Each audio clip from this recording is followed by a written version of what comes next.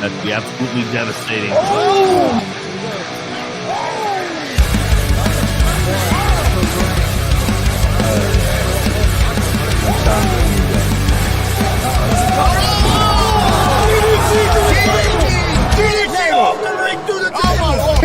This is Joey Owens' show. They've been trying to get me on this podcast forever, and this is the worst damn podcast I've ever been on. So you all can kiss my ass while I win this match.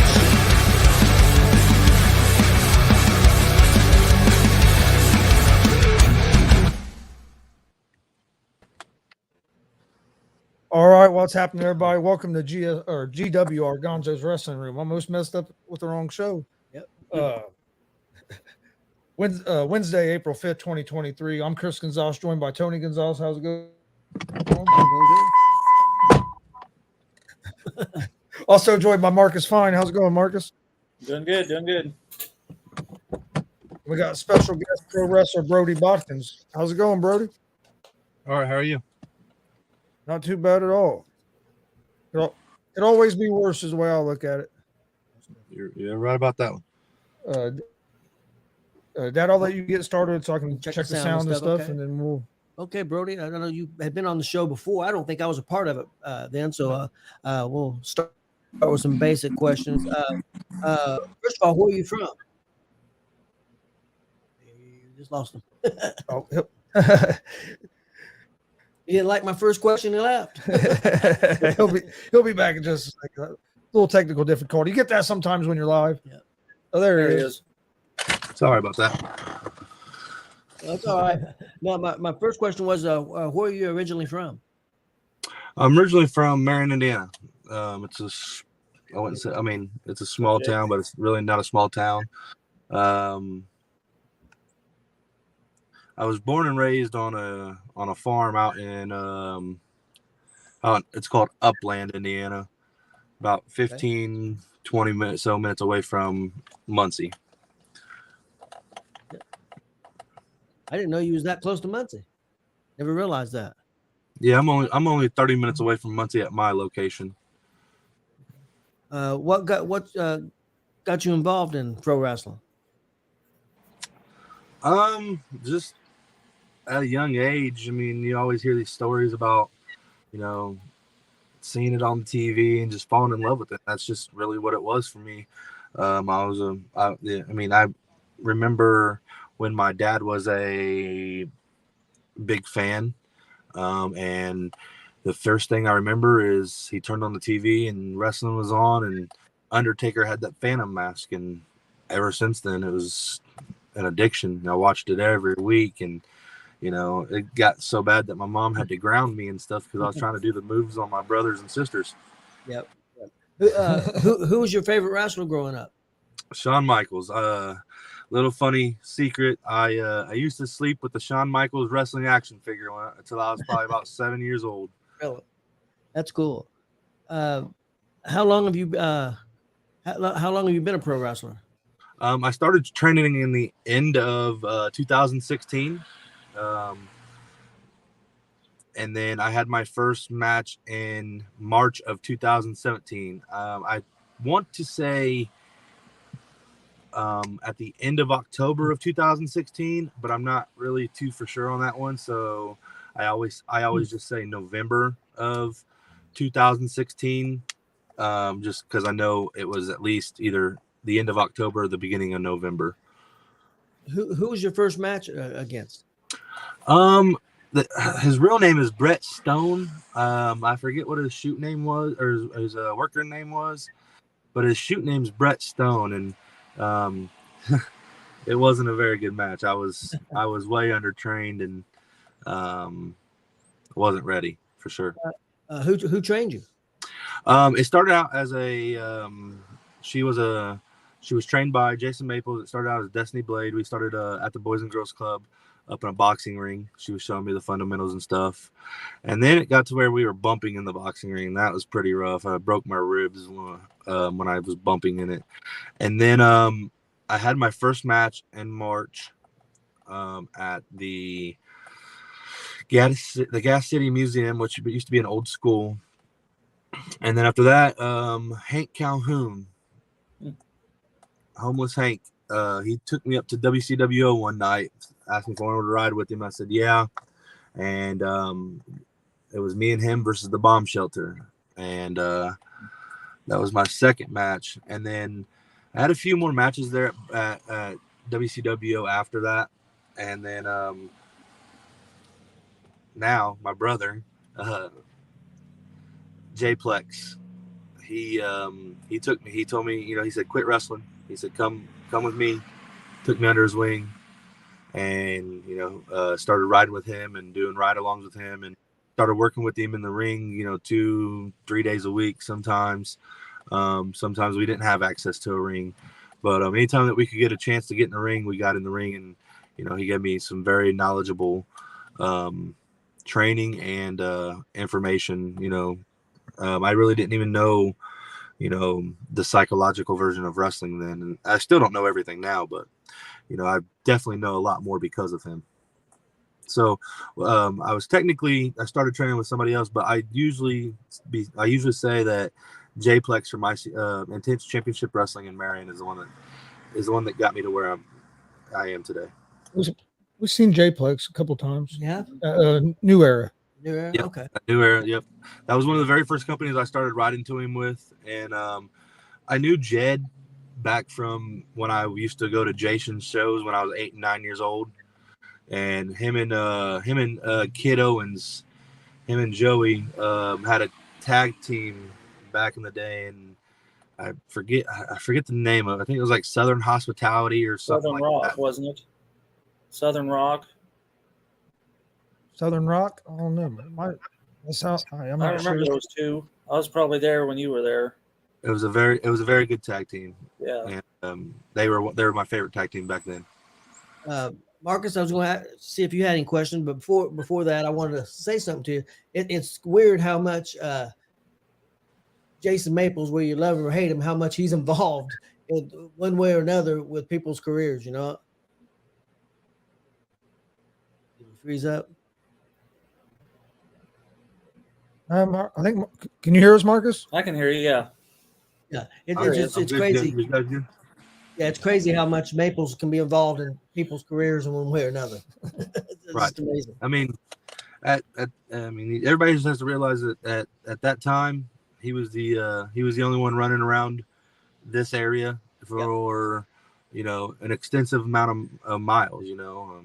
And now a lot of your people that run today, they worked for Jason back when I was young. Anyway, a lot. Yeah. Oh, even Mike King.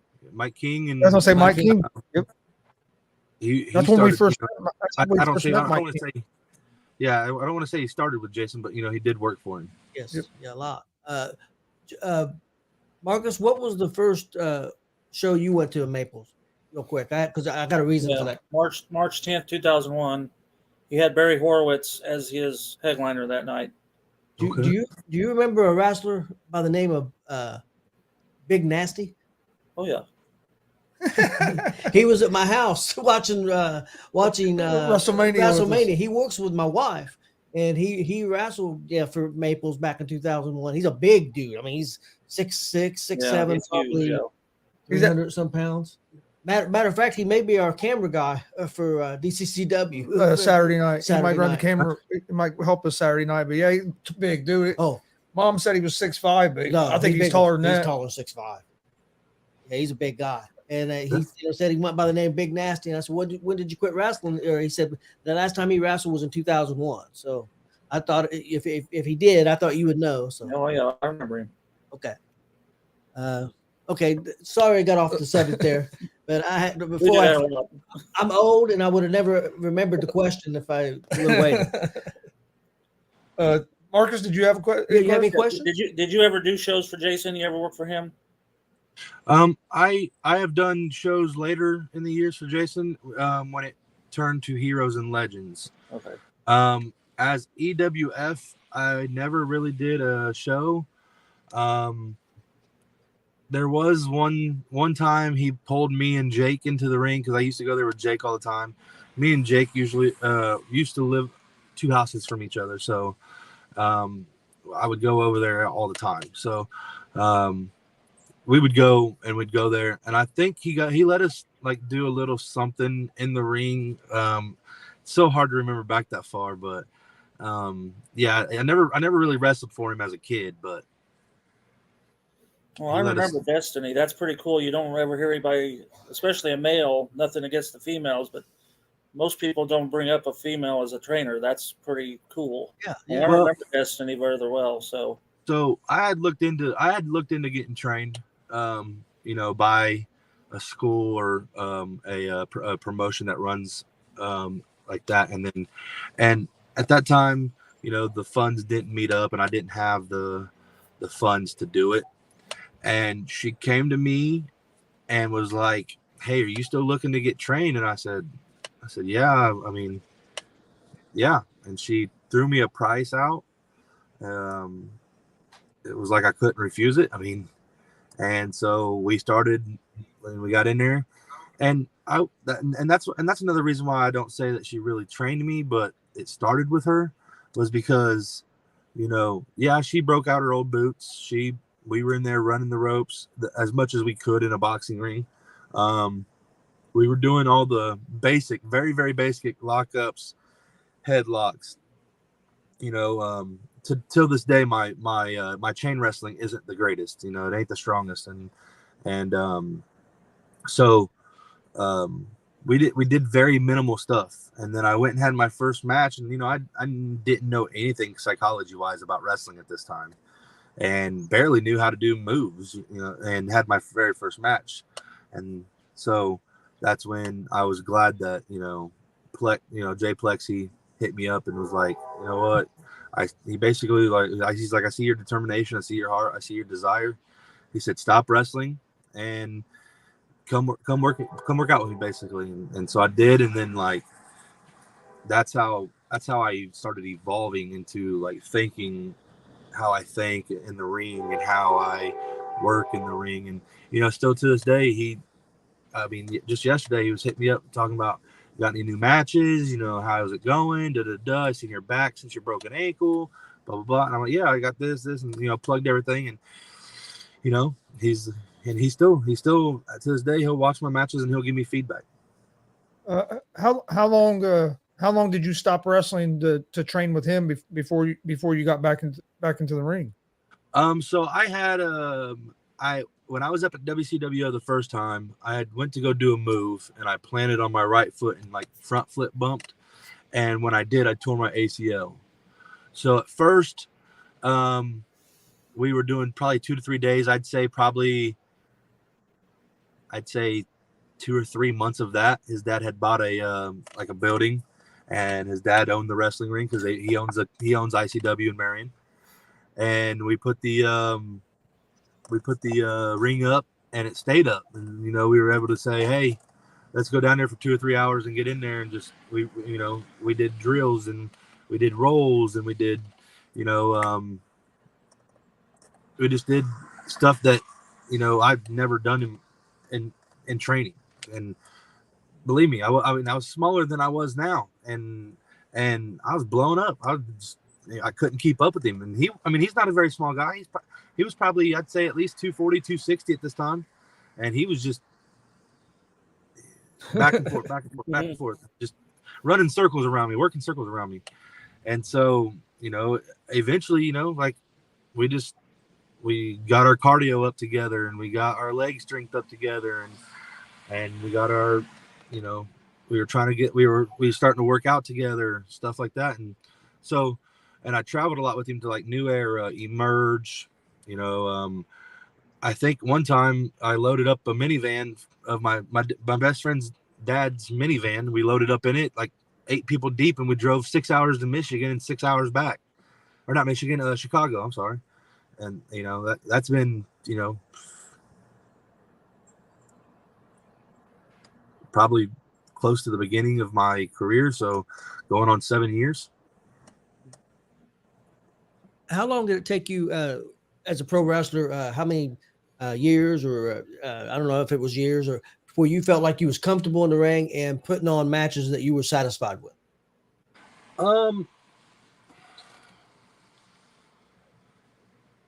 I really started to notice my cardio was getting really good, and my matches were starting to get better, and I was really starting to figure it out, and I was really starting to see that see everything that everybody talks about, hey, this is what you should do here, this is what you should do there, you should have done this, should have done that, and it really started reflecting on me. I'd say about a year prior to breaking my ankle, so I'd say about 2 or 3 years in, it started making sense. Maybe 3.5 to 4, so I'd say 2 to 4 years, and then it started making sense, and then it started to not just make sense, but it started to show, because my matches started to get better and better and better, and to where I'm getting more bookings now. What was the first time we seen? Was it WCWO? And having more chances, in certain companies. So have you broke your ankle more than once in the ring then? No, I've only broke my ankle once, and that was in April against Dex. Okay, yeah, I remember that. I had a knee surgery in 2012 due to football, from high school football, and then in 2015, the meniscus that they repaired in that same knee tore again. So then they went in and clipped it and repaired it again, and then 2017, the same meniscus ripped again, and so they went in and clipped it again and repaired it. And then in 2019, I had a ACL meniscus reconstruction surgery again, and then the ankle injury. And I'll tell you what, for as well as you move, I'd have never thought that you've had that much trouble with your knee. I did a lot of dumb stuff when I was young. I've jumped off buildings and stuff, and I wasn't always this stature. Back in high school, I think the day I had my knee surgery, which was like a month and a half after I injured it, was I think I injured it in the August. Late time in August, and I didn't have the surgery till November, so September. I'm sorry, sometime late in September, and I didn't have the surgery till November, so I was on crutches and couldn't go work or nothing like that. But I wasn't always so fat. I was always a little chubby, but like I've always been athletic. I was football, basketball, baseball, running up and down the road, running in the yard, chasing cousins and stuff like that. Like I wasn't very, very big until like I had my first knee surgery. Then I started gaining the weight, and then another knee surgery, started gaining weight. And that's I don't want people to think that I use that as an excuse, because it's not. I could after my knee surgeries, I could have went and worked out, and I just got lazy. So, but it's really working right now for me, though. I've lost 30 pounds in the last month and a half, or 2 months. Yeah, 2 months. No, 6 weeks. Lost 30 pounds in the last 6 weeks, and so we're back on the busting our ass schedule. You're one of the best big guys that I've seen in the independents. You're fantastic. I mean, I think these guys will agree with me on that. I think you're fantastic, man. I really do. Thank you. That means a lot. Not just because you're on the air with us. I mean, no, I remember like we were just talking. I remember first time seeing you there in AACW in Kokomo, and then we saw you at WCWO. And I think you wrestled Jed. Yep. And I was just so impressed with that's that match. When Jed was going to tell one of the fans to get in the ring. Yeah. It was actually Santos. He's a wrestler. Yeah, because he was mouthing off to Jed. But yeah, I was just so impressed with that match and both of you. So and real quick, your match so that 2 weeks ago with Jackson Morgan at DCCW. That was all. That was awesome. You guys hard hitting. You guys beat the hell out of each other. Thank you.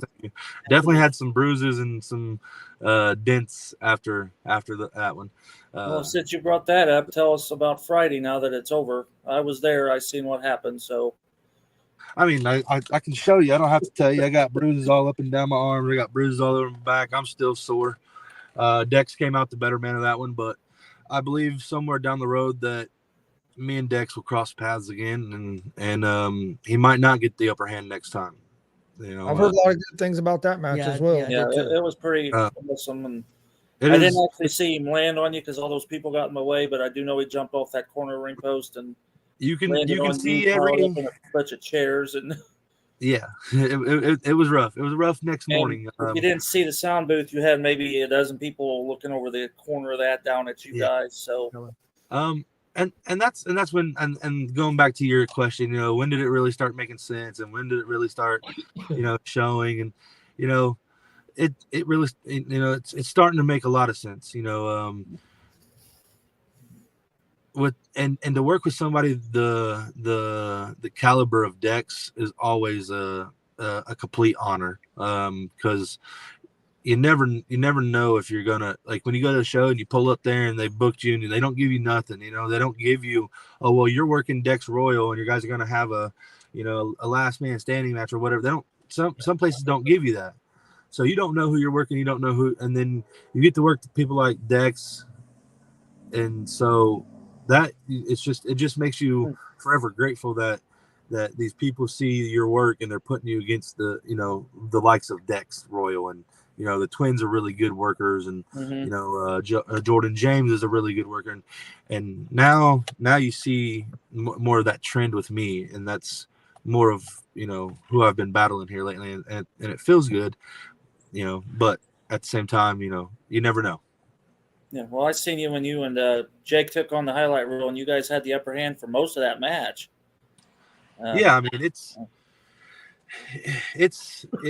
can go either way when you step through those ropes. It can go either way, and you make one little mistake, and it can turn the whole match around. It can really it can win it for you, and it can lose it for you.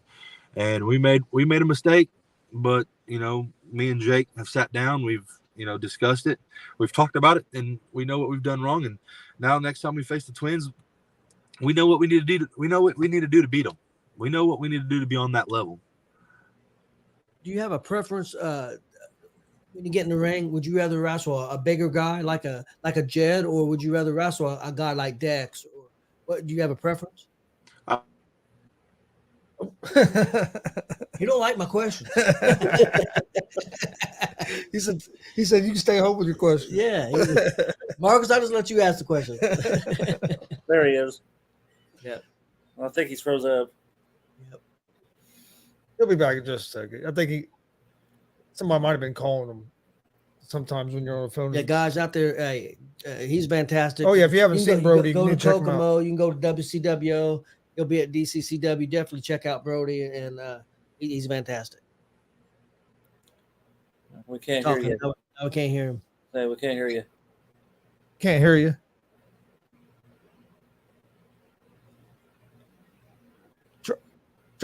Try backing out and coming back in. See if that'll give you your sound back. Yep. No, you got it on mute. There we go. Did that do it?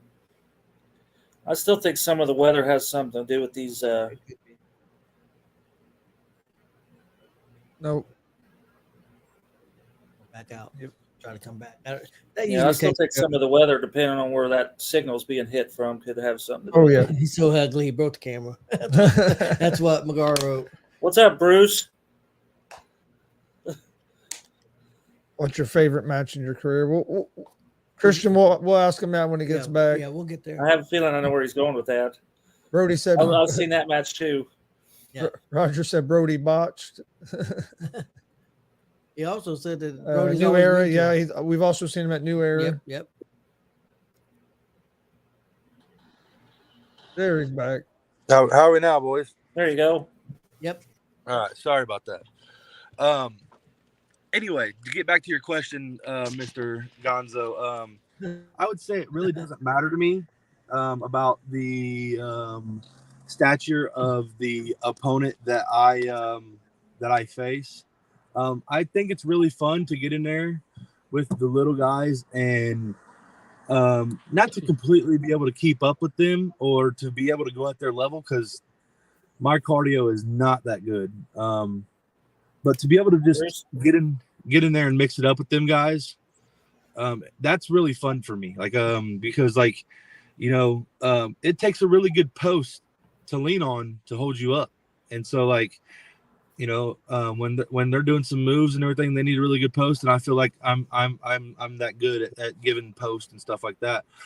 As far as big men, I've always been a physical guy. So like I've played football, I've done like all that stuff. So like I have I have a really high pain tolerance, and I like working bigger guys because they're a little bit more stiffer. And there is some guys, don't get me wrong, Dex, he is very, very snug.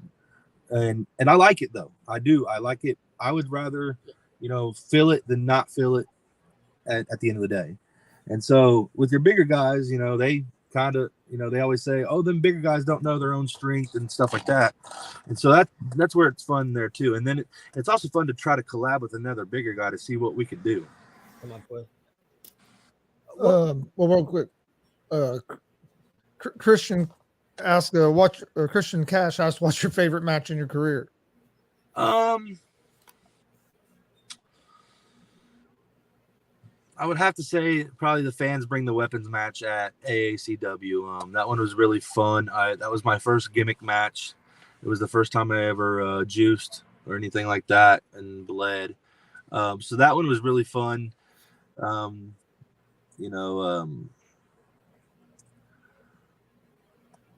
plus it was like a week before my birthday, so that's why we got to do all the crazy things we got to do, because it was like a birthday present from the promoter to me and to the other guys. But I would have to say a really close second is the match that me and Dex just had. I feel like the match that me and Dex just had was a really, really good one.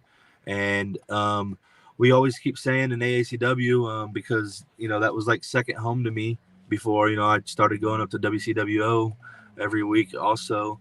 It was like a second home to me.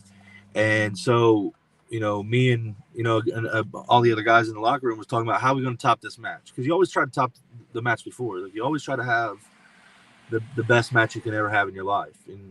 And that's what going out there and getting that does. I see where Christian Cash is coming, and I set Christian Cash on fire. Yeah, I did. But Christian Cash has always been a fun opponent for me. Really great kid. He listens very well in the ring. He listens very well outside the ring.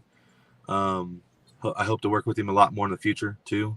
And then Justin Terrell, we've had 2, 3, 4 matches probably, and every single one of them has been, a flyby. It's just right through it. And the next thing you know, you thought you were out there for 20 minutes and you were only out there for 10 or 7 or 9. And so just working Justin's really easy. So he's another really good worker, which actually we get to see him for the first time. And I think he said it's 2015. He's going to venture out and come to DCCW and make his debut this weekend. So that was pretty exciting to me. But yeah, his first match back from injury as well. Yes, it'll be his first match back from he broke his foot too. Luckily, and thank God it didn't need surgery, because prayers for that. But yeah, hopefully he gets in there and he's 100%. He can get going. You covered the favorite match. Do you have a favorite opponent? Oh man.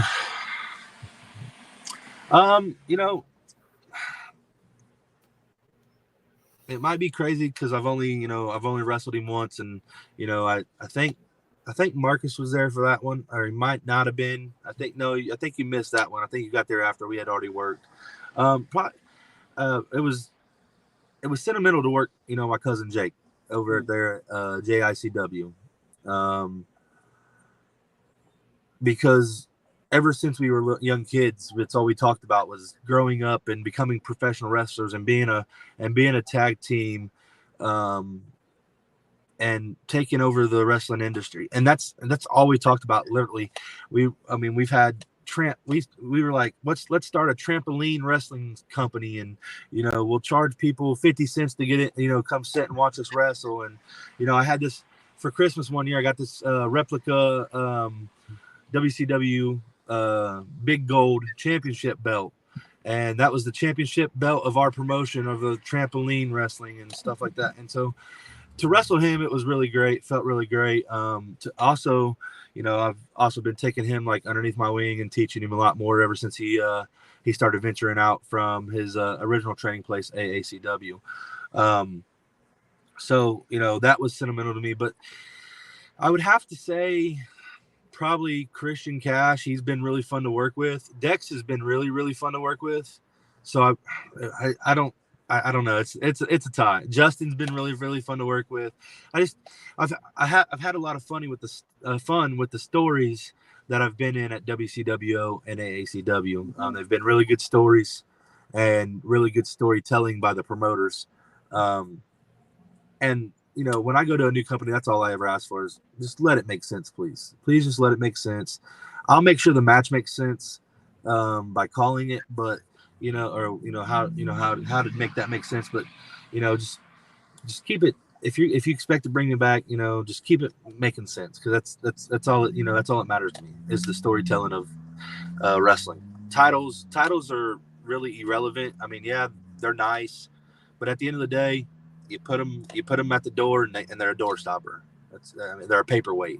You know what I mean? So wrestling's, and that's one thing that I will praise Jay Plex about. He always taught me, titles aren't nothing really. I mean, they are, but they're not. But it's about the storytelling for me. That's what I love about wrestling. I love to tell a story and to keep people thinking like what's going to happen next, just like with the Dex and Brodie situation, what's next for us, nobody knows, and I don't even know, but the suspense that we created with the last match is going to be like, what are they going to do next? Like we did a lot in that last match, and it's like, what can they do next? When you show up like it don't even have to be a new promotion, but like any promotion, and you and they tell you like who you're going to wrestle and stuff. How much control do you have over how the match goes? So the way I was trained is a little bit different than how current people are trained. Some workers, they'll be like, oh, I'm not doing that. I was trained, the vet has majority of the match, so even though that I just probably a few matches ago, I just had a match against Baron Von Kane up at WCWO, and you know who that is. Yep. And so for most of the match, he was in control. He was in, and that's the way it's supposed. That's the way it's supposed to be. It's supposed to be. It's supposed to be like that, and that's how I was trained. I was trained by somebody that was trained like that himself. They still let you. They'll ask you. What do you like to do? They'll ask you a few moves that you like to do. Like what's your move set, and then you tell them, and then they have the people like Baron and TJ that's been working longer and been working at places that that we fathom about working at. They have really good minds, and they know where to put that stuff. What was the hardest thing for you to learn in pro wrestling?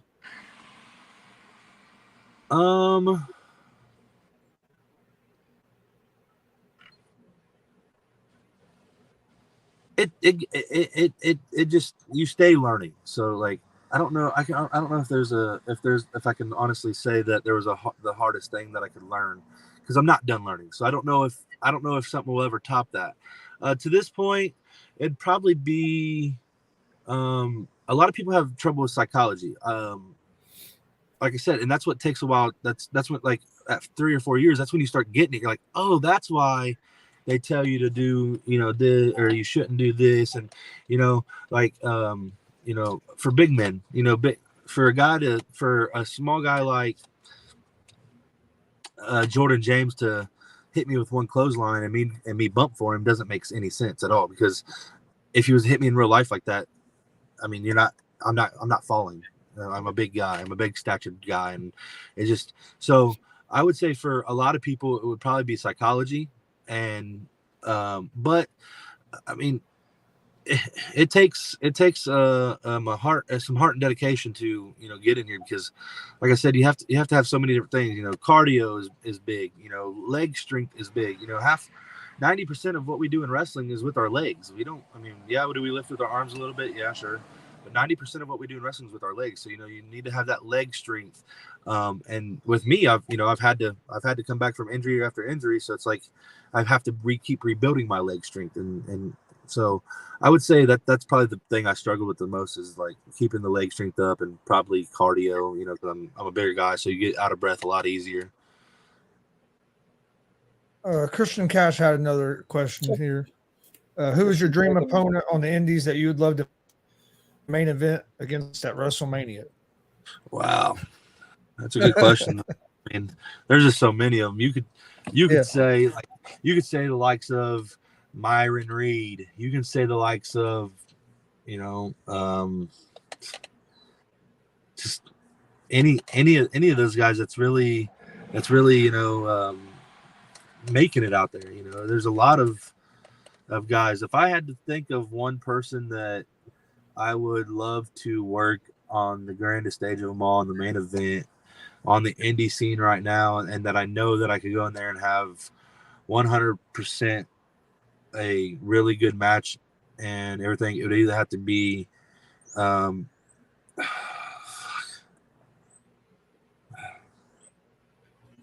I don't know, El Helio. I mean, that dude right now, he's trending. Yeah. That would probably be, you know, a good one. Myron Reed, he's another good one. There's just so many on the independent scene. That's really Jed. I'd love to do Jed at Mania. That would be, you know, a lot of people don't know, but that's my dad. Jed's my wrestling father, and you know, him and his wife have done a lot for my you know, have done a lot for my daughter since she was born, and you know, we've really created a bond to where, you know, that's my dad. So I was going to say match I'd like to see would be Brodie and Tankman. Yeah, I'd love to work Tankman again. You know, I worked him, and we did a little. I think it might have been like a little fatal 4-way deal, you know. And he's another good worker that you know used to work at the Dub. And DCCW wants to know who your favorite indie guy named Mike is. You got to figure out who's behind that, don't you? Yeah. My favorite indie guy that is named Mike. Well, it definitely is not Mike King. That guy is horrible. That guy is something else. And Frankie says, Brodie, you and Frankie at Mania. No, we're not doing that. I'll be his manager maybe, but no. As long as he don't cheat on me, I'll be his manager. People could go on and say like Congo Kong, you know.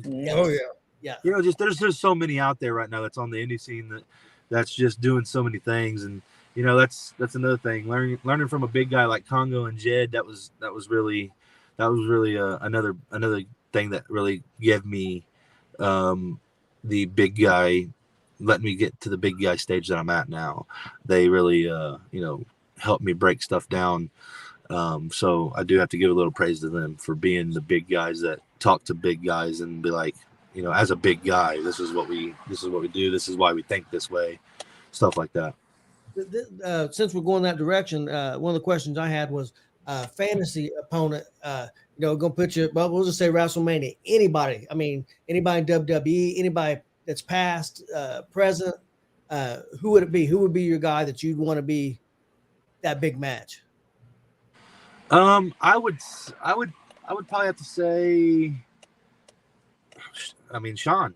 I mean, it goes back to Shawn Michaels. You know, I mean, the dude's Mr. WrestleMania for a reason.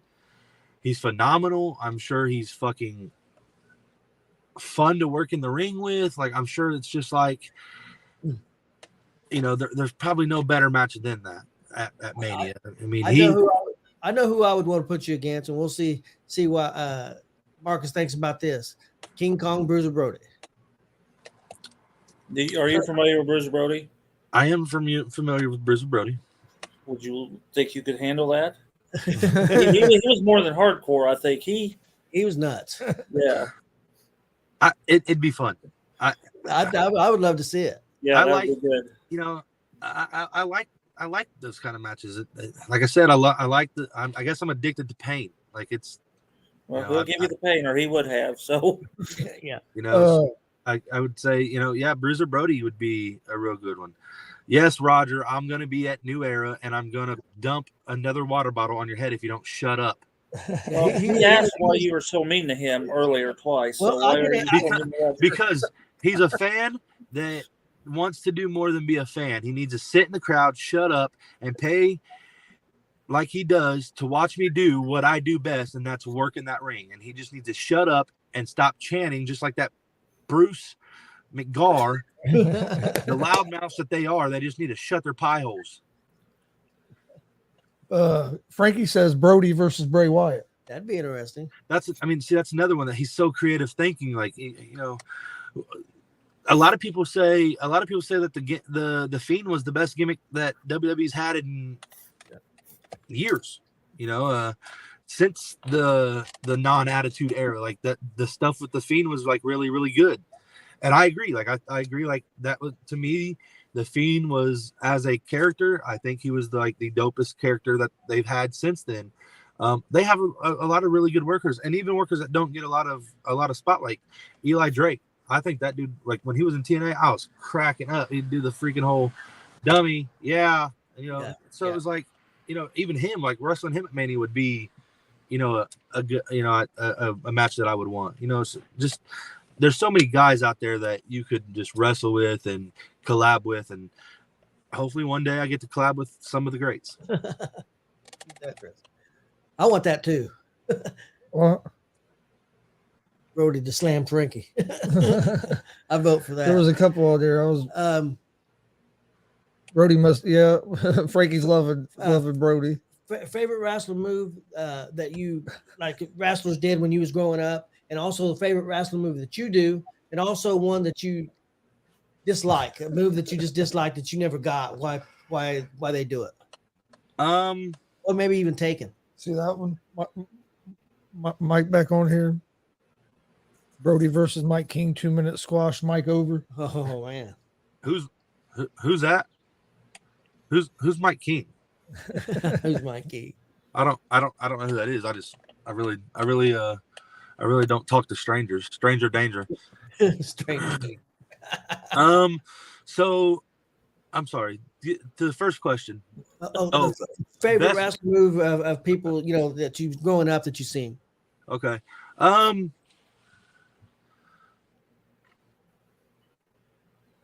think I'm going to say that Ricochet's 630 is pretty freaking like, it's just because how do you rotate that much in air? You know, people that are skinnier than him and just don't do it. So it's like he's another one that you could fantasize about working at Mania on the grandest stage in the main event. My favorite all-time wrestling move, back when I seen P.D. Williams and TNA hit that Canadian Destroyer, I was like, what the heck? And, you know,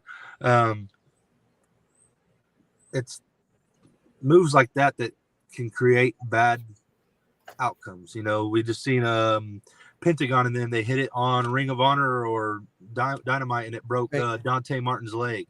Yeah. You know, so, you know, prayers out to him. You know, I know what that feels like. I can only imagine what he's going through. Hopefully everything comes out and he's able to, you know, do what he loves again. I would have to say another move that I hate. I get the spear. I get why, because you know, it chops them in half. You know, it can hurt you.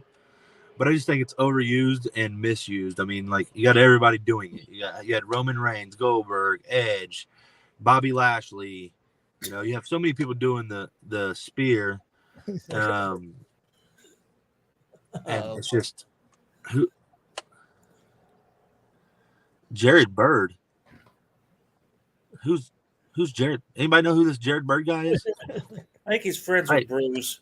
Heck yeah, he just said I was his hero. That's another fan on the little checklist. Maybe you have a favorite move that you do. I like the Samoan. I like that Samoan drop that I do. I like all the moves I do, obviously, but I would have to say my top two would be probably the Samoan and the double choke slam power bomb. Marcus, you got any more questions? Yeah, you do. You've done hardcore. I've seen that, street fights. Is there any match that you haven't done that you would like to do? Every one of them. Every gimmick. I mean, every match that you can think of. What about deathmatch? Are you into that, or? I could probably venture into a little bit of that. I'm not real crazy about the guys that take light tubes and stab them in each other's heads. And I mean, a lot of people do it, and to each their own. I just think that it's a little crazy, especially since is that a wrestling move? I mean, in a real fight, if you had a light bulb, I guess you would stick in somebody's head, but not every day do you go into a real fight having a light bulb. Not saying that it's not. It's probably fun, and you see a lot of guys do it, like Hoodfoot, Mo Atlas, Dale Patrick's, Eric Dillinger. All the guys are out there doing it, and I don't look down upon it. I'm just saying that I wouldn't tear my body up that far for it, but I would venture into it. I'd have a couple, I mean, maybe a couple a year, couple of here and there, every other 3 years. I don't know what I mean. Nobody's really asked me and approached me about a death match, so we'd have to obviously talk about a few details, and other than that, well, there's nothing but there's a gentleman on there right now probably can make that happen for you. Gary Emmett.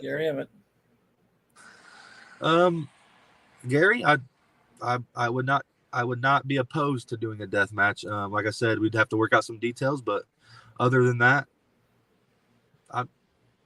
it's not out the question. And excuse me, how's it going, Gary? Thanks for joining us as well. Yep, appreciate it. Thanks for joining. Thanks for being a viewer. What do you love about the wrestling business, and what's one thing that you dislike about the wrestling business? I love, like I told you, I love to be going out there and connecting with these young kids. Now that I have a kid of my own, it makes you look at, things different with kids. So I feel like if I'm connecting with a kid inside of a wrestling arena, he's not out there getting himself in trouble and stuff like that. So that's one big thing, is having an influence on these young kids. Even after I talk, crap to them and be mean to them and stuff like that, at the end of the show, they still come up and say, Brodie, good match, or, they still buy your t-shirts and stuff like that. And it's just, I think that's more satisfying than anything, is being able to tell these kids another story, another bedtime story, and send them home happy, and just to be able to keep them out, keep them out of trouble. The thing I hate most about the wrestling business would be have to be, just the drama. There's a lot of drama, some people get to that point where they get, their egos are really big, and, they're, just too good to do certain things, or, a big one is put people over. I don't want to really put him over because he's not established or something like that. Me, I was trained, you go into the company, you do what the promoter asks you to do, and you shut up. If he tells you to put that guy over, you put him over. If he doesn't tell you to put him over, then you do whatever he wants. And anybody can ask any promoter about me. What do you want from this? What's your vision of what you're wanting out of this match, like the results and stuff like that? And then I try to make that happen to my best of my ability by just doing what the promoter tells me to do. At the end of the day, they're the ones that pay us to do a job, and I need to go in there and complete that job. One thing that you could change about the wrestling business, if you could. Oh man. We're gonna be here for a while. No, we ain't gonna be here for a while. Number one thing I would change about the wrestling business is the band that I would have on every single arena in the state of Indiana. It would say, "No Bruce McGar allowed." I knew that was coming. That's what I would. That's what I would like to change about the wrestling business. Bruce McGar must stay at home. That'd be a good one. But on a serious note, probably like you know, being able to it's pricey. It's pricey, and there's people out here that want to live the dream, that can't afford it. So maybe the way that some people can get in, instead of just saying, oh yeah, I'm trained, and I was trained by this company because I looked it up on the internet, and then somebody giving you a match and you looking like crap or whatever.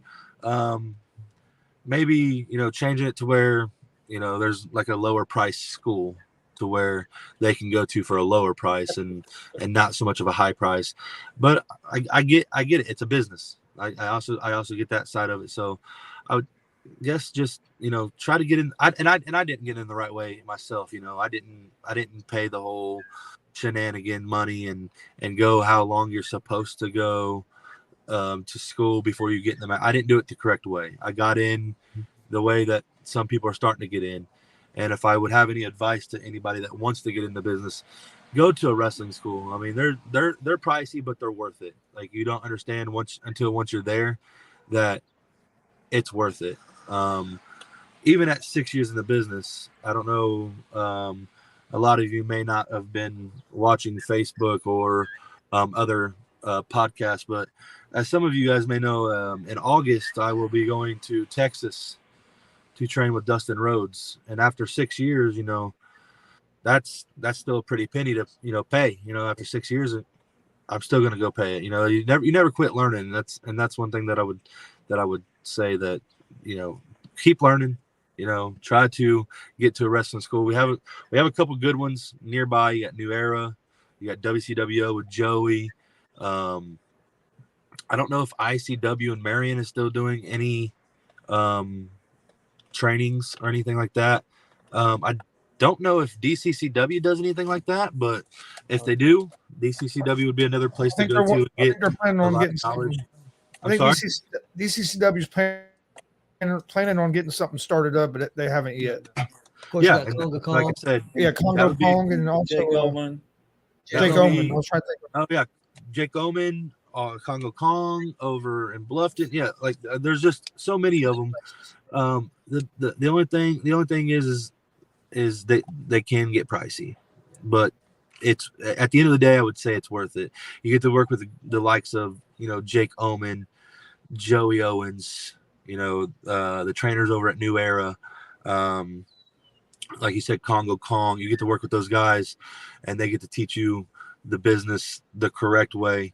And like I said, it's worth it, but I understand it's pricey sometimes.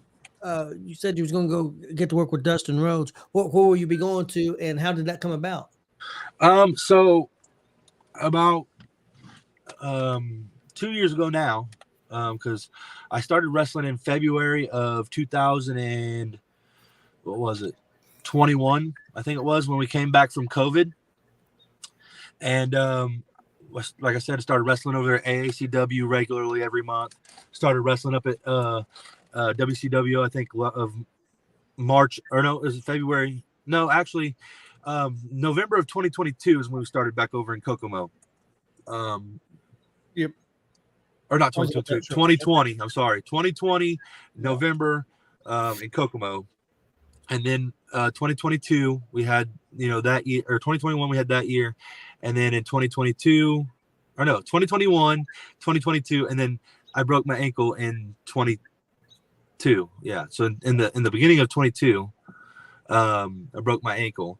I had got back in the ring over there, blah blah blah, and then I seen a post on Facebook, and when AEW first started, they signed Dustin Rhodes to a contract, and so he was able to do his own little Facebook thing now and everything, and he started up the Rhodes Wrestling Academy and everything, and he was putting out advertisement online on Facebook, and it said to apply, apply now, press here. So I pressed it, and then I went through the little gimmick of putting your name in and this, that, and the other, and then at the end of it, it was like, shoot me a 2-minute video of why you think that you should be accepted into the Rhodes Wrestling Academy. I basically just told him, I have the drive, I have the heart, I have the passion to want to succeed in this business, to want to be something in this business, to make this business my career, and I want to be able to come to one of the greats with over 30 years of experience and learn from him, you know. And my dad had passed away in 2018, and long story short, my dad named me after Dustin Rhodes, and Ryan Sandberg from the Cubs. My name is Dustin Ryan, and that's who my dad named me after. Those two guys. He was his favorite wrestler at the time, and his favorite baseball player. And he was a diehard Cubs fan. So for me, when I got accepted, it was and it's still to this day, it's sentimental. It's sentimental to go there because my dad named me after this guy, and it would mean so much to be able to work with somebody of that caliber and have that connection with it too. So when you applied back then, did you did he just now get back with you, or did they get back with you? You had to wait because of the injury. I got accepted in 2022 when I broke my ankle. I was already accepted, and I didn't put it out there. I hadn't put it out there yet. I was supposed to go August of that year of 2022. Well, I broke the ankle in April. So then I was trying to get healthy and stuff by August. Just wasn't going to happen. And then it was from August to November was the camp. So he doesn't do anything in December. And then they had one in January of this year, and the ankle still wasn't ready. And then they had just one in March, and the ankle still wasn't 100%. I didn't start working until I think late March, and he was going in early March. March. So then now there's one in April, and I could have got into that class, but at the same time, I didn't just start running the ropes till a couple weeks ago, fully running the ropes, getting back into the roles and everything like that, and being able to feel great on it in the ring. So I had called and talked to him and felt like I didn't need to go right then and there. And so they told me that I'm more than welcome to go in the next class, which will be this August. I will be headed down there to go to that 12-week course. I actually think I got accepted in. So it was before you broke your ankle. 2021. Yeah, it was before I broke my ankle. I had got accepted, and I was supposed to go in March of that year, but I told him that my daughter was going to be born during the time that I would have been down there. I was supposed to go in May. I'm sorry, May. I was supposed to go in May of that year, and my daughter was supposed to be born in July, so I would have missed the birth of my daughter. And we both parties had agreed that that was a pretty big thing for being a first-time father, and she didn't want me to miss that. So that's why we had the August showcase that I was going to get into, the August class that I was going to get into, and then after we made that decision in February, come March, I had broke the ankle.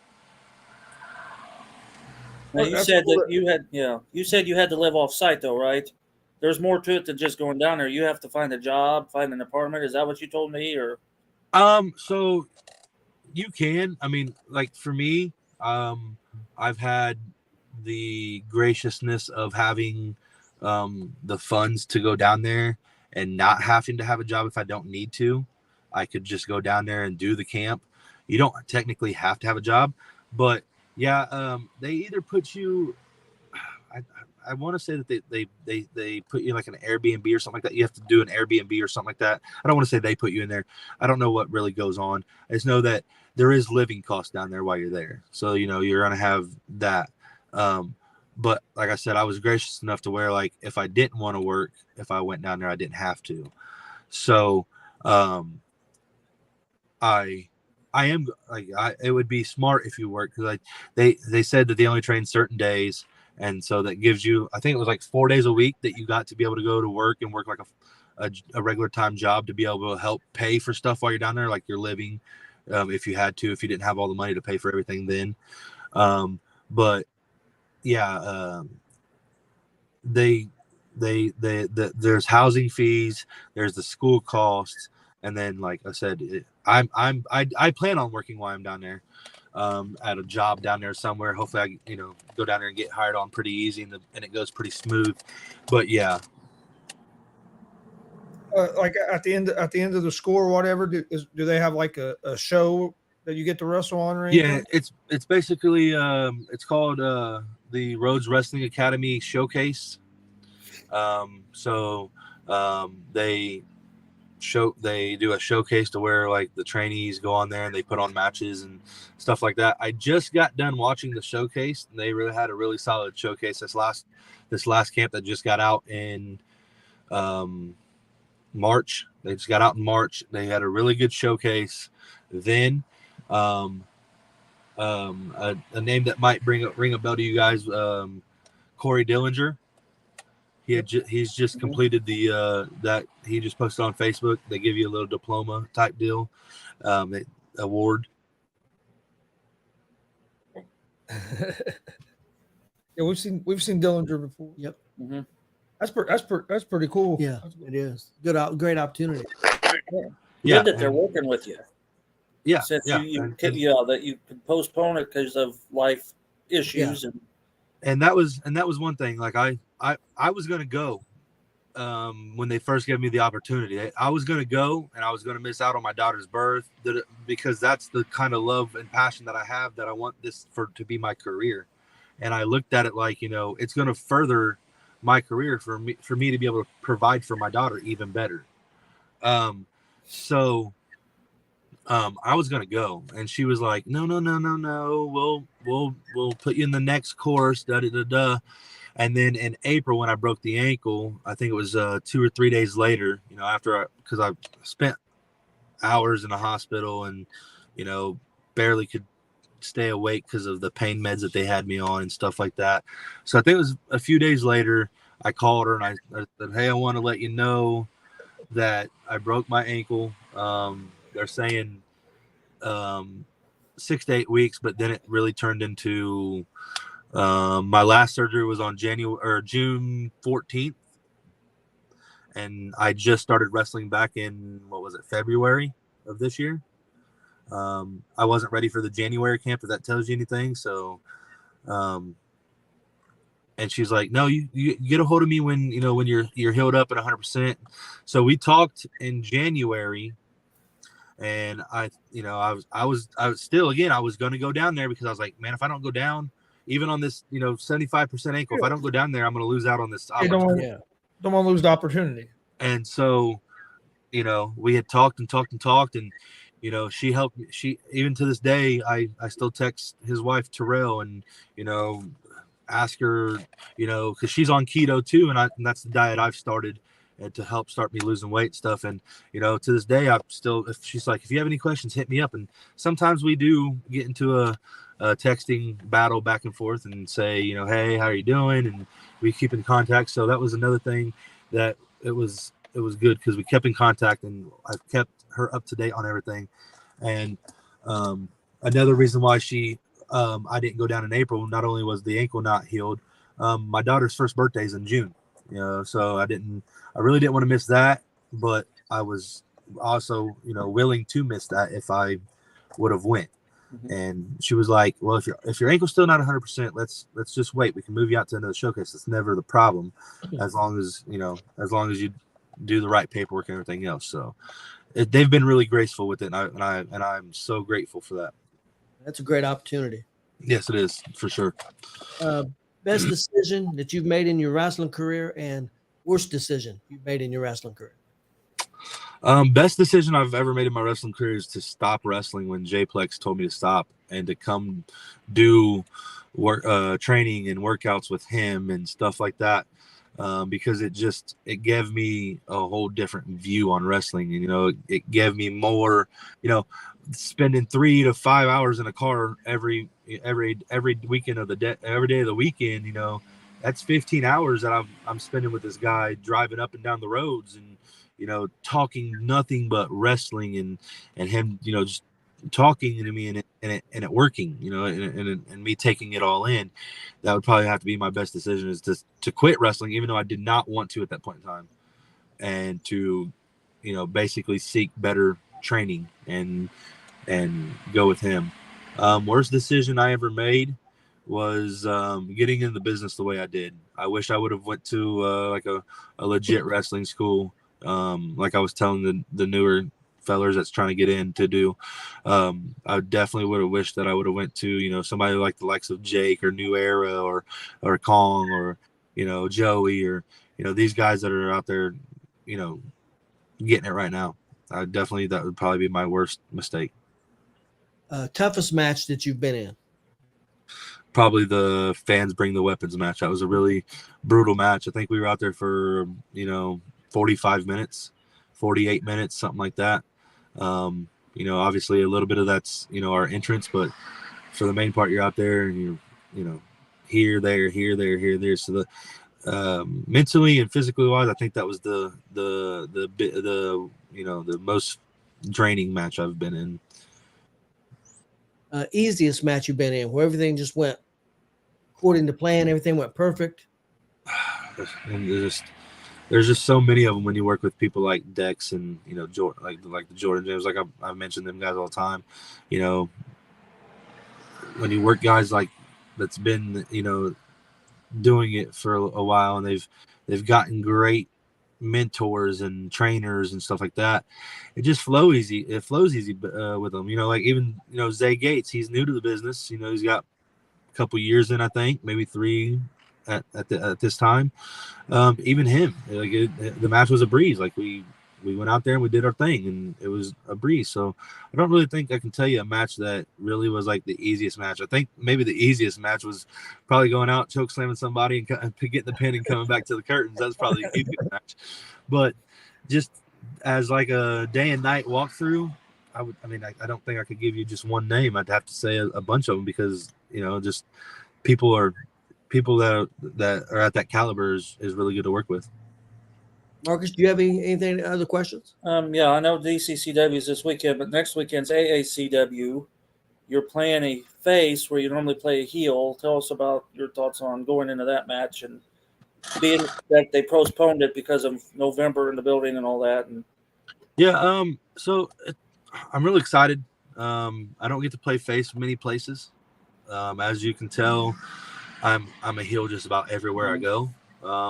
I would like to say that's because they look and they see like that I can play an okay heel. You know, I'm not gonna. I don't have a problem playing whatever they want me to play. I think for that story over at AACW in particular, it was time. It's really hard to play a heel character when you have 30 to 40 family members that you know live by and visit like yearly and daily. You know, just like this last you know match with Dex, you know, I had 15 to 20 members of my family sitting right there in that section, and it was hard not to, you know, hug my mom and, you know, kiss my niece, which I love dearly, you know. So even though you're a heel, like those moments are hard, and it feels good because like you don't know what it feels like until you do it, when they're chanting your name and you got people just chanting for you and trying to, you know, get behind you. And, you know, I really don't ever have anybody like that doing that, because I'm never really a face. must have had a phone call. Yep. Hey, what you doing? Roger says because he's a jerk. Yeah. Well, one got me So, with the car because you ate the. There we go. I can work both. I can work a face and I can work a heel. I've done it before, and, you know, I'm pretty confident that I can work those spots and stuff like that and have a good match with it. But yeah, it's going to be fun. It's going to be interesting to see how that crowd reacts, you know, since the face turn for me, you know, when I turned on the Golden Prophecy and stuff like that. I think it was time for that story. How hard is it going to be since Travis Southern is a veteran and basically Kai Maho is still a rookie, I feel? I mean, you got two totally different styles on one team. Yeah. I don't think it'll be too hard. When you step in the ring, like again, we go back to the likes of, you're stepping in with Dex Royal and people like of that caliber, you learn a lot. So then I'm able to take it and put it in the other matches that I have. So, we'll be able to figure it out. And that's the main thing that we have to do. We have to figure it out.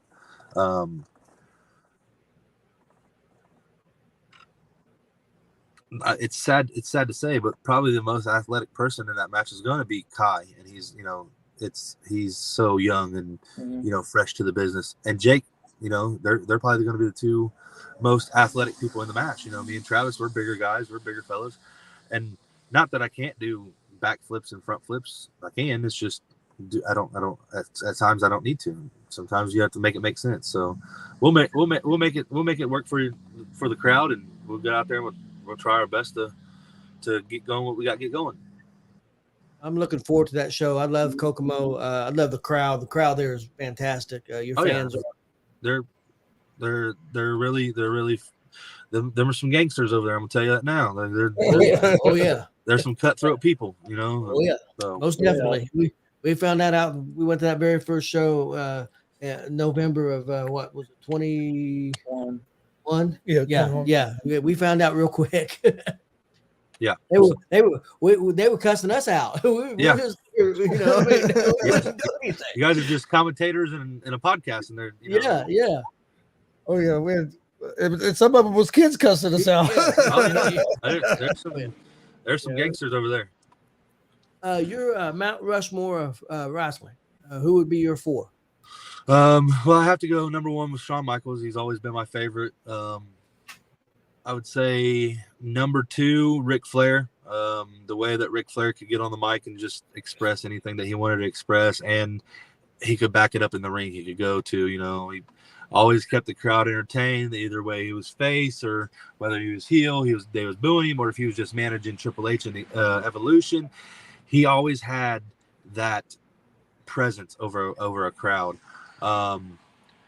Number three would probably have to be The Rock. The Rock's a really good one on the mic and in the ring. And then probably Stone Cold. That's a good four. You have any hobbies? I do. I just got into tinkling around with making wrestling gear. I've been doing a lot of that here lately, trying to see the ins and outs on that. Started fiddling around with that. Right now I basically spend as much time as I can with my daughter. That's like a high I've never known. I mean, when you have that and she smiles at you and blabbers at you and stuff like that. That's a high that you'll never be able to touch. To me, I mean, to anybody else, I don't know, but to me, that's the highest of the highs right there. So I try to spend as much time as I can with my daughter, and then just working the shoot job. So going to the gym every night after visiting with my daughter. I would have to say working out and making wrestling gear. Whenever I get the chance. You want spend as much time as you can with her because they grow up fast. Yeah. She already is. She's getting so big, and I'm like, slow down. Yeah, one day they're 2, and the next day they're 23. Oh yeah, because it's hard to believe my son is getting ready to turn 23 here at the end of this month. Oh man, it's like, dude, it was like last week you were 2. Yeah, you're 43. Don't tell me. Yeah, our son turns 30 this year, so yeah, we know all about that. Yeah, but yeah, it goes quick. Oh yeah. Favorite food? Chinese food. Chinese food. That's any particular dish? Chinese? I'm I'm gonna have to say the lo mein noodles, even though they're not good for you, and I haven't had them in a very long time. Lo mein noodles, they are probably my favorite. Anything else? Marcus, you got anything? No, I think my paper's cleared off. I do have one more. How has your mindset changed from when you first got in the business, like before a match, to now that you've been in like 7 years? I think everybody gets in with that mindset that they want that fame with the crowd, and that they want to do good, and they want to have those those all out matches, and instead of just going out there and trying to just have a good match, it can get in your head. But I would say when you come into the business, you're looking for that fame, that recognition, I guess, that 15 seconds of fame, or 15 minutes of fame, as they say. Now, my mindset before each match is the number one thing about wrestling is safety. I want me and my dance partner to go home the way that we came in. I want us to be healthy, stuff like that, because without them, you can work a blow up doll, but Kenny Omega had a great match with a blow up doll, and not saying that you can't do that, but your dance partner is that. So safety, I try to collab very, very well with who I'm going to be in there with. We try to get the best match that we can out for the fans, but just in general, I just want to go out there and have a good match, and keep each other safe. Has the injuries that you have had, have they affected your mindset at all? They have at points and times. I've thought about hanging it up and saying but it's just for some reason I can't. I can't. I had my last knee doctor before I went to a different knee doctor. He told me to not ever do it again. This, it sounds crazy, but I sat there and cried like a baby. My grandma and my girlfriend went with me to the appointment, and I sat there and cried, literally cried for a half hour straight, because I couldn't. He was telling me I could never wrestle again. And then I went and got a second opinion from I would say a more credible knee doctor. He had been doing it longer. He'd been doing more stuff with it. He was world renowned for his way of doing it and stuff like that. So I just went up there and seen him and told him the situation, and told him like what I was doing. And he said for having 4 knee surgery, my knee looks pretty good actually, and that's what really shocked me. And I'm like, but I there's just this love, and when you're in that gorilla, and then you hear that music start playing, I would say that's the second best high I've ever felt in my life, other than my daughter. Like, my daughter, that's number one, but that the second is that right there, right before you pop out that curtain, those fans going wild, like, it feels good, you know what I mean? And so, just, the love that I have, and the passion and everything is just, it's like Bruce's passion for chocolate cakes. I love it. Bruce deserves that, because he's been on you pretty good. Um, I'm gonna bring a box of Twinkies and shove them all in his mouth this Friday. have you wrestled any promotions out of the state of Indiana? I have a couple times. We went to on my very first wrestling trip. I took a trip with Rob Kincaid over to Franklin, Ohio, to Tough Pro Wrestling. And then I had got linked up with Randy West and Joseph Schwartz one time, and Hoodfoot Mo Atlas. We did a trip to West Virginia down there.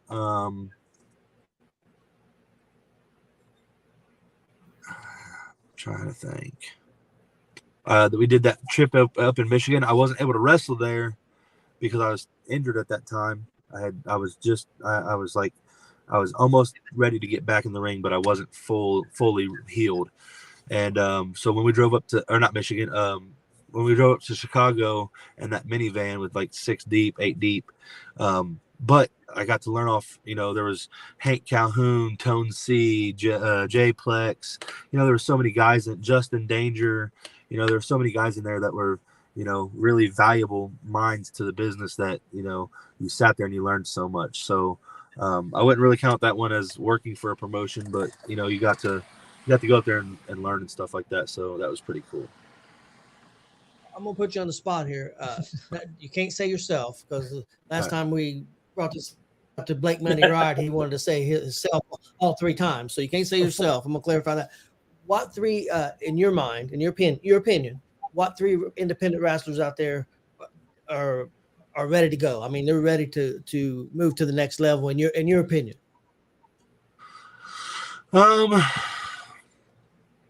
I think Jake Oman, he's really, done a lot. He's toured a lot of places. He has always been, for me, a guy that I've never understood why Same not. here. Yeah. I've never really understood why he hasn't. He's done extra work on both shows.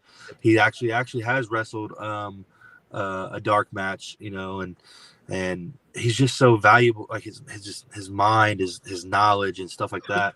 So probably Jake Oman, Calvin Tankman, as you mentioned earlier. Calvin's really freaking good. I feel like he deserves a shot. I don't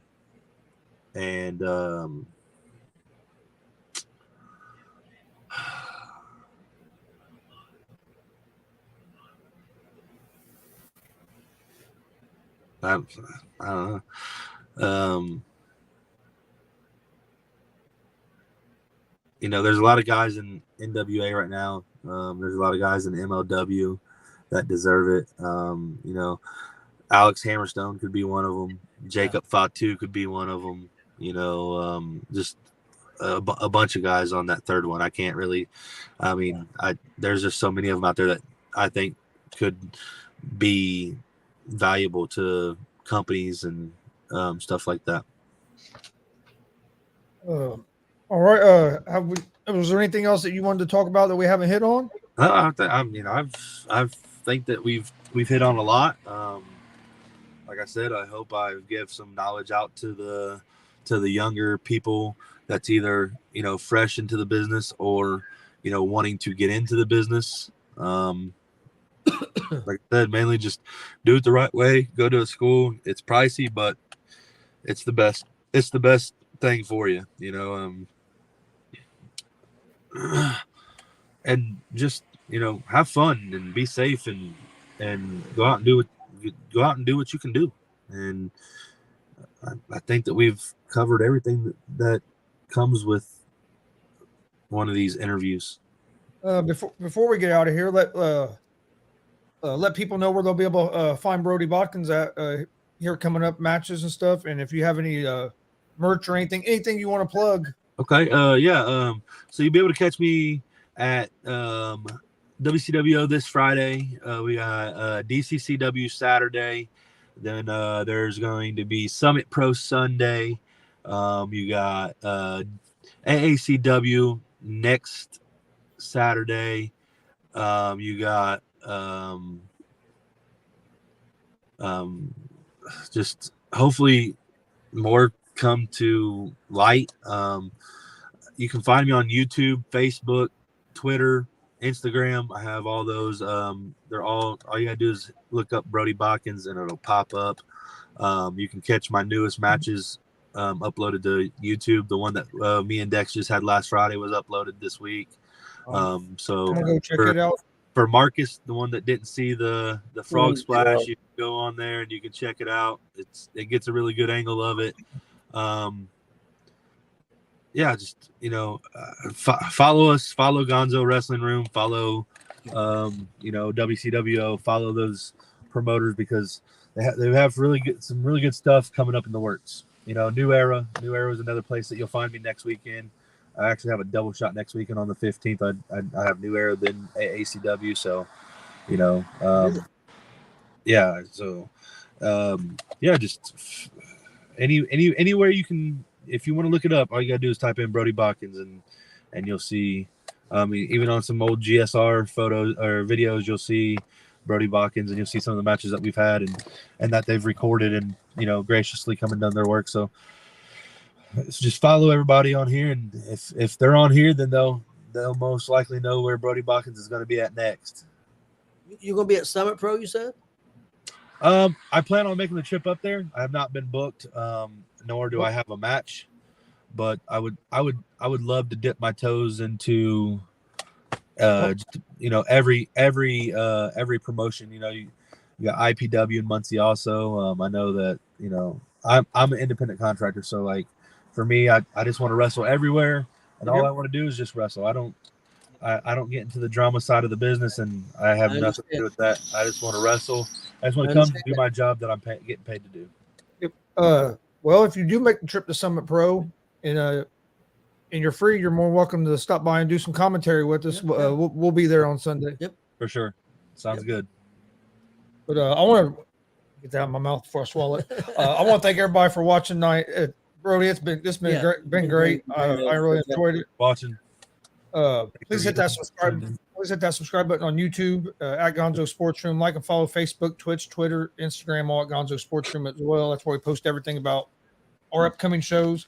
We'll actually be at DCCW Saturday night. You can find it live on YouTube, Twitch, and Twitter, 7 p.m. Eastern. And then Sunday we'll be at Summit Pro at 4 p.m. is bell time there. And also on YouTube, Twitch, Twitter at GonzoSportsRoom.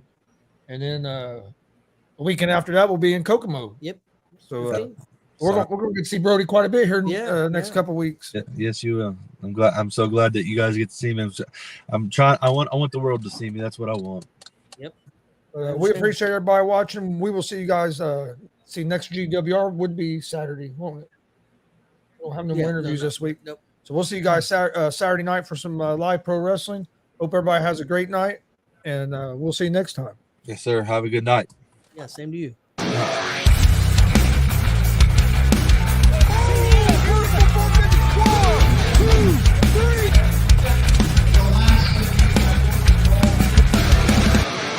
That'd be absolutely devastating.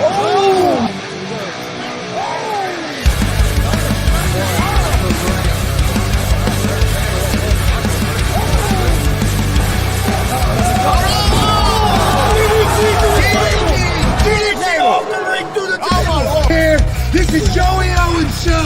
They've been trying to get me on this broadcast forever, and this is the worst damn broadcast I've ever been on.